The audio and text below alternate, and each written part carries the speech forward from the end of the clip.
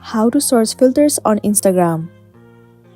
The very first thing you want to make sure that your application is up to date. So once the application is up to date, open the app. Enter your login credentials and make sure you are logged into your specific account. Swipe right and head over to your story section.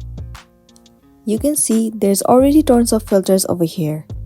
In order to source for more, swipe all the way to the left and then click on the source icon. Once you click on it, other filters will also appear. You will be able to see different category of filters: trending, appearance, aesthetic, games, humor, or even special effects. But if you want to source for the specific filter, click on the source icon right here. Enter the name of the filter that you want to use. Now all you want to do is click on the specific filter. There you go, the filter has been enabled.